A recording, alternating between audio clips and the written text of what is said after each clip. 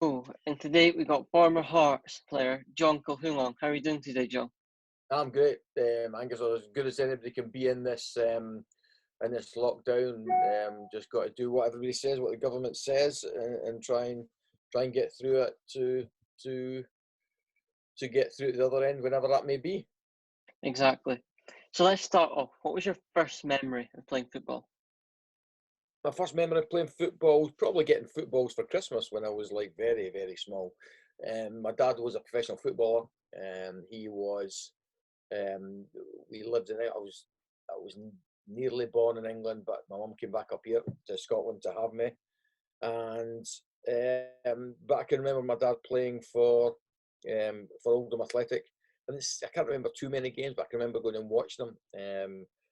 And then I can remember watching them playing in non-league teams. I went to Ashton United, Glossop, um, and yeah, so really just get footballs for Christmas, and then in the 1970, I remember all my mad uncles coming down from Scotland for the Celtic versus Leeds United game, the very first battle of Britain, and I'd never seen anything like it. I was only 7 years old, but I can remember it vividly, and I remember watching at that point, Angus, there was virtually no football on TV. So anything you got was like an Yeah. event. And I can always remember the FA Cup final, especially in England, was a huge thing. So it was like the build-up started 11 o'clock in the morning. And the first one I can really remember was Chelsea against Leeds. And we'd all get sandwiches and the curtains closed and sit down and watch the game. But my love of football was really instilled upon me by my dad, who played football and loved it. Hmm. We always had footballers around the house, and there's always football chat. So yeah, so I kind of it was kind of a birthright. I didn't really have that much choice in it, but absolutely grateful for that. Hmm. Can you remember your first grassroots club? Who did you play for when you were young? What was the first club you played My for? first, I can remember my first school was a school called St Aidan's in Oswald's, and that was down in Oldham where we live. And the reason I can remember it is because we had a fantastic strip, which was exactly the same as the West Ham United away kit, which was sky blue with two hoops on it, made famous by some players that you that were born before they were playing before your dad was born. There was a great player called Clyde Best, who I can always remember playing in that strip. And then we came back up because my granddad died, and my mum and dad wanted to be closer to family. My dad's career had finished, and so we came back up to Scotland, and then we lived in Denny um, when we first came back up here, and I played with um, a brilliant grassroots club called Grangemouth International Boys Club, who were very grand sounding, and it was run by a Celtic player who was on the bench and they won a European Cup finals. David Yeah. Katernak, who was a fantastic guy, and he went in business with weirdly with one of my first managers, but it probably wasn't weird because he recommended me to Stirling Albion, and Alex Smith, the manager, took me in and went and trained there about 14, and then I suppose my first grassroots club was also my last. Only I ever played for one.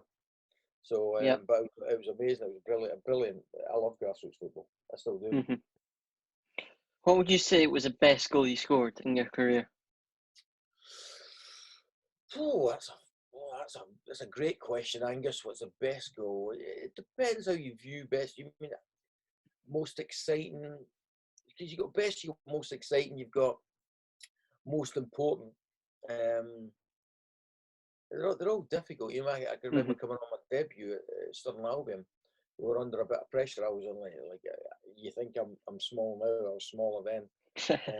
Up to Bucky. We were up playing in Bucky in the Scottish Cup and a non-league team, and it was like 3,000 there. And the game shouldn't really have been on. There was millions. There was tons of sand on the pitch, but they were desperate to get on. And we went 1-0. A guy who's still my best friend to this day, a guy called Robert Duffin had given away a penalty. I always mind because we had a striker called Rex Duncan, and he was this bald-headed guy who was a big hero in London football, and they called him Sexy Rexy. And I'm sure he scored the penalty alright. It got brought down with my mate Robert Duffin. He wasn't particularly my mate then. And then weirdly, Alex Smith threw me on with 10, 15 minutes to go. I can't remember. And I scored with my first touch, and then I scored another header. I scored a header from, I remember it being 18 yards, but it was probably about 3.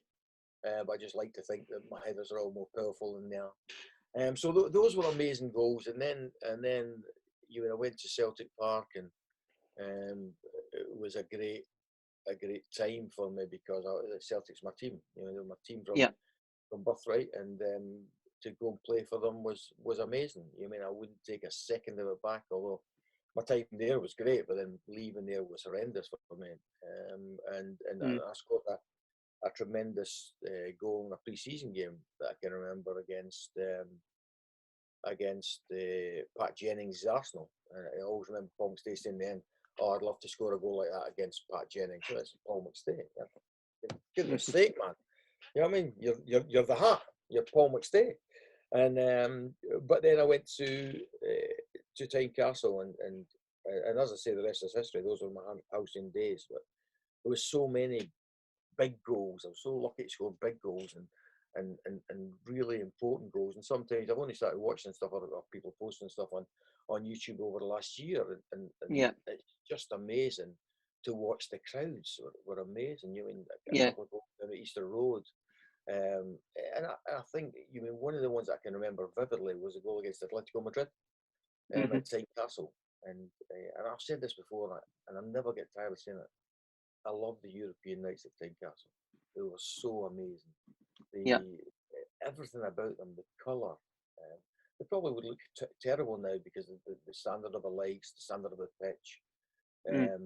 But it was everything, and everybody seemed to be packed in there. The noise, it crackled. And I think I still go back to Tynecastle and watch games, and it's an amazing atmosphere how close people are to the pitch. But it's difficult to express to people of your generation, Angus, how big those games were, how good they were. We were okay in the league, we were doing well in the league, but we were playing against Atletico Madrid, Bayern Munich, European runs, Red Star Belgrade, my last European game. But the goal against Atletico Madrid, the noise, the explosion of noise. I jumped on the fence, or I tried to jump on the fence after that game. And I actually shouldn't have been playing the game because I had a big bad knee injury on the Saturday, but was so desperate to play, and the manager gave me every opportunity to play, and I played in it. But the noise, it's amazing, and I've seen it on YouTube and I actually watched it. It's amazing. But then, in terms of quality, probably the goal against Motherwell I scored for Hearts in the Scottish Cup, I think quarter final, where I think Craig gave me it just inside their half, and I went on a little bit of a mazy, all right foot mazy to be fair. I don't think I touched on my left foot from the time I got the ball to the time it hit the net. But it's great. But just so many times, and never a bad goal. Never a bad goal. I would like you to ask that question to John Robertson, because you'd be here all night and I'm going through all his goals, Exactly. He was amazing goal scorer. Going back to those European nights, did you feel you always raised your game for those games, and did the rest of the team raise their games? Did we raise our game? I'm not sure we raised the game. I just think that there was something unique about every one of those games. Because the Premier League was 10 teams, I think, at the time. So you play everybody 4 times. Yeah. But we get the bigger teams in the cups. So you're looking at Tom Black at Kilmarnock. You're playing him 5-6 times a season. You're looking at Stuart Monroe at Rangers, and you're playing him the same, and maybe a little bit more. And there was not a monotony to it, but there was a kind of sameness to it. Whereas all of a sudden Bologna coming, it's Antonio Cabrini. He's won a World Cup. Yeah. Klaus Ackenthaler, he's won a World Cup. I don't he hadn't by that time. But Bayern Munich, you're playing against Mostar. You didn't know about the players. wasn't like you had Football Manager and FIFA. Nobody knew these Yeah, players. So we'd watch a bit of video, we'd get two scout reports, John Binney, our scout, would go and watch them and come back and give us a report. That was it. So you're going in, and instead of knowing that that the fullbacks' weak points were this, you had to feel them out in the first 10, 15 minutes and then try and get the better of them. And it was a yeah, challenge. It was mentally stimulating. It was different. And the supporters came with a different attitude. You come again to watch Atletico Madrid. You come and watch after I was finished Tottenham and Gareth Bale. They come with a sense of excitement, and especially yeah, now the of relationship course. between the supporters and the players and what goes on the pitch and stands is different now. But at that time, it was amazing because they got behind us most games. But it was still different. You're playing Atletico Madrid rather than you're playing against Yeah. me. Different for us, but also different for the fans. What was your favourite European game? Favourite European game? Probably Atletico Madrid. Bayern Munich at home was amazing, but Atletico Madrid have scored. And Yeah, the noise, I still think that the noise was incredible that night. But I might be, my memory's not the best in those kind of things. Bayern Munich away, where I missed a chance to probably to put us through. You're playing against Bayern Munich away in the Olympic Stadium. Do you know what I yeah, mean? And going to Vienna was great. Mostar, where it was so hostile. We were hmm sitting having our pre-match lunch before we went up for our sleep in the afternoon, Angus, and we heard this noise, and the next thing, all these fans of theirs started piling over the wall in the hotel, and they just stood outside the hotel, and it was like French windows or patio doors. So it was maybe I don't know how many of them it was, and they're all looking at us eating our lunch, and then they just started tapping and battering on the window a little bit, not overly aggressive.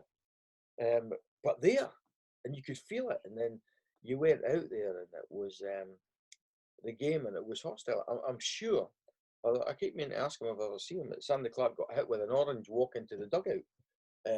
But that's what it was, and I think Mickey Galloway scored the winner. And then I had to do the drugs test at the hmm end, and I was dehydrated, and I couldn't do it. And the boys were sitting in the bus, and they were saying it was getting more and more hostile and a little bit tingling, and I'm trying to pee. You know what I mean? You can't just do that. You can't just do that on demand after you played 90 minutes, or maybe I got taken off in Mostar. And then you have the sadness because it also gives you a kind of reference point for geography. hmm And so then, not long after it, the civil war erupted in mm, Yugoslavia, and there yeah, was a famous Battle of Mostar in the bridge, and we'd walked over that bridge pre-match. Do you know what I mean? And all of a sudden, rather than it being an item in the news, it was you kind of it piqued your interest really because you knew the place, you knew the bridge that they were fighting over, and it kind of brought a sense of sadness about because it was Mostar was a really beautiful place. Well, I thought it was a beautiful place. yeah, And all of a sudden this is going on, but you've got a reference point because you know it, and that's what football gave me. That's what these games, that's what these campaigns gave you. My first European experience with Hearts was away in Prague, and a beautiful city, and the experiences were great. You mean the supporters used to travel with us, and sometimes used to travel on our bus. Some of the exec members, amazing, just unthinkable now, but amazing times. Who's the best manager you played under? The best manager I played under is an almost impossible question. It's a Right. good question, but very, very difficult question. I stood up and when I got inducted in the Hall of Fame at Hearts, which was a really proud evening, I stood up and Alec McDonald and Sandy Jardine posthumously were getting inducted as well. And I stood up and I said, you mean if I was to name the best coach I've played in under, Alec McDonald wouldn't be in the top 20. And and I stand by that. Um, and his face was a picture, and he can be an angry man with Doddy, and his face was a picture. But I finished it off by saying, to paraphrase Brian Clough, if I had to name the best man managers I ever played for, Alan McDonald would be in the top one Mm-hmm. because he was, and between him and Sandy, and I'm probably underselling their coaching because we played. They have loads of fancy verbalization of things that happen in football now, Angus. They talk Yeah. a different language. But when they talk about gegenpresses and they talk about high press, we did that in 1985 under Alec McDonald. But then it was called get the ball back as soon as you can, because the higher up the pitch you get it, the better chance we have, because you've got John Robertson that can score a goal, we've got Sandy that can annoy people, and we've got me that can cross put balls in. So the higher we win the ball back, and we hunted in packs. But Mm-hmm. Alec, as a man manager, never asked anybody to do anything that they couldn't do. They knew what your limitations were, and you had. The footballs are pretty simple, or they used to be. I think everything's a bit more complicated now. They used to be. Footballers just wanted to be told what they had to do to be successful in that given time or in that given game. So Alec just asked you. I played in the right wing for Hearts. So all they asked me to do was get the ball into the box. Now he didn't care whether I beat the man 10 times or beat him once if I did that job, got the ball in. Sandy Clark then had to get on the end of my crosses and either get it towards the goal or make it a fight or knock it down to Mirobo, and Mirobo just had to score goals. That was it. Simple.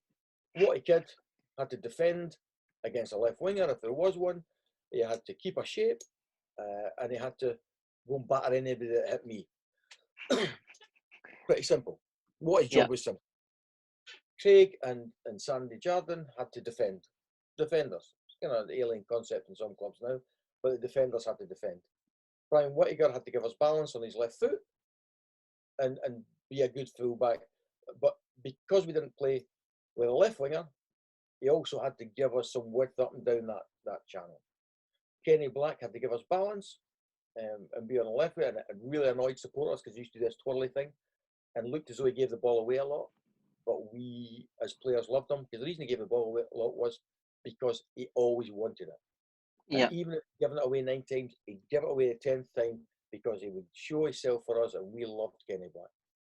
Mm-hmm. Gary Mackay had to link up with Wee Robbo to get on it and be creative. And Neil Berry had to go and win the ball back and give it to somebody that could play. Simple. And that's all I asked you to do. And if you did that job on the day and the team got beat and you'd done a job, he'd never come and give you any criticism. Yeah. So Alec would be up there. But then I played with good coaches. I played with a guy called Steve Harrison in Millwall, who's a great coach, probably the best coach I ever played with. But then Bruce Rear, as a man manager, was decent. Alex Smith, tremendous, a doyen of Scottish football management and coaching. Amazing coach. And then I played with some right old tatty coaches. And there was absolutely no value in me naming the coaches that I didn't like playing under and I don't rate, because it does nobody any good. But probably there's a lot of people out there that can guess who they are. Let's move on. You're obviously given a lot of memorabilia away on Twitter for the great cause of tiny changes. But what I want to know is what were the best and worst kits you wore in your career? The best and worst kits I wore in my career. I think that it's difficult because the best kits. Listen, I'm a Celtic man. I love wearing the hoops. I love wearing the hoops.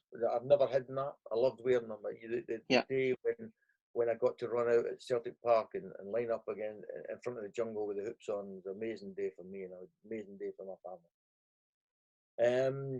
And then you go to Tynecastle, and I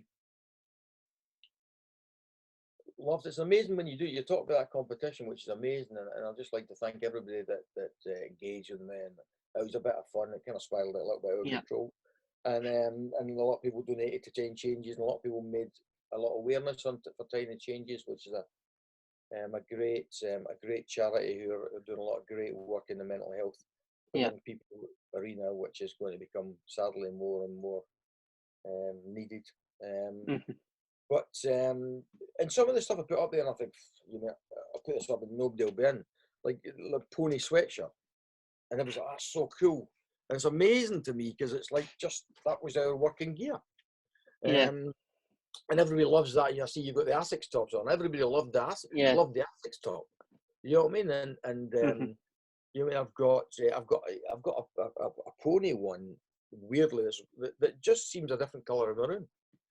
I must put it on and ask somebody what it is, and it's got number 3 in it, so I don't know. Somebody said I played number 3 in a European game one year. I don't know if that's that jersey.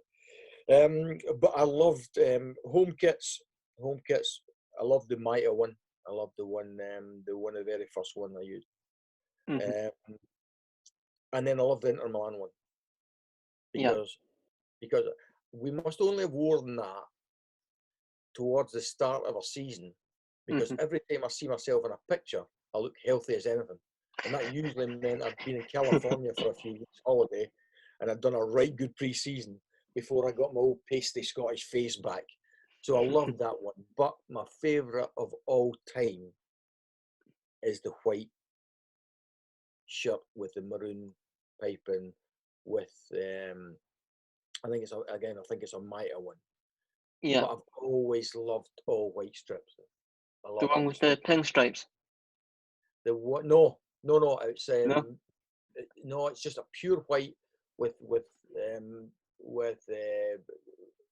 maroon collar and um, maroon number, um, Right. and it's just something about, when you go into a dressing room and you see your kit all laid out, which is amazing. You mean it's and we're very spoiled as footballers. Not as spoiled as they are now, but very spoiled as footballers. I don't see on match day many of the modern day Premier League players having to eat scrambled egg rolls and soup for their pre-match when they're sitting top of the Premier League like we had to do. Um, but that strip is a thing of beauty. And when you used to go in and you used to see the all white hanging up there, and because you didn't wear it all the time, it always looked pristine. It was Yeah. amazing. So I think probably um, the home kits are the home kits, but the away kits are always the ones that are a bit sexier. And I think that the white one followed by the Inter Milan one was amazing. Yeah. Who's the best teammate you played with in terms of like being friendly and being your mate, that sort of thing? The best teammate. It's difficult because like I hadn't spoken to you. Mean the one that I'm still the close to from Hearts. I'm still close to all the boys I grew up with at Stirling Albion. We still play golf all the time, Mhm. and Robert Duffin that I said. I mean, they're my schoolboy friends. We went to the same school. Not Robert Duffin because he's like 100 years older than us. But he was our father figure at Stirling Albion. So Robert Dawson, John Philman, I'm still really close to them. Brian Grant, who played for Aberdeen. It was kind of, um, all of us went to St Maudens High School in Stirling, but it's Tynecastle, closest to Craig Levine. So I Right. spoke to him the other day. But then I hadn't spoken to the wee man, we Robbo, for a while, and I wanted to see how he was, and also to ask him if he would do that Twitter competition with me. And so I phoned him up and actually texted after it, said, I haven't spoken to you for ages, but it's like we were in the dressing room yesterday. And that's kind of the bond you have, with Kenny Yeah. Black. I'm close to Blackie. We've travelled. He was from Larbert, I was for Stirling. We'd travel up every day, for about the first 3 or 4 years. We'd get the train every day. Amazing. I mean, unheard of now. We get the train. I get a train to Stirling. Sometimes he'd jump on it at Larbert, and then we'd get there, get in early. We'd walk up to Tynecastle. I'd get the tea on, have a bit of chat with Mary, the tea lady, go in and start getting ready, come back out, sit in the players' lounge, and then we'd wait in the manager telling us if he'd secured a training pitch for the day. That was how it was. And then we'd go around to Roseburn sometimes. The young lads, the apprentices, would carry the goals from Tynecastle, from Tynecastle to Roseburn, right behind Murrayfield, set up the pitch. The young lads had the unenviable task of clearing the dog shit off the pitch for training for the first teamers, and then we train. And Never moaned. Yeah. Didn't moan. Didn't moan. It wasn't like, oh no, we're going to Roseburn. It was like, where are we training? That's what we did. We didn't have a training ground. Sometimes we'd struggle for somewhere, and we'd all have to get in the cars and go to. If it was icy, I can even remember us going to Musselburgh to train at close to the water in Musselburgh, big patch of land with fives runs. We'd go and train at we'd train quite a few times under Tommy McLean at the barracks at Dreckhorn. Yeah. We were just all over the place. We didn't have anything. Training on a Friday, we'd just train in Tynecastle. We'd do our sprints, messing about, and that's how it was.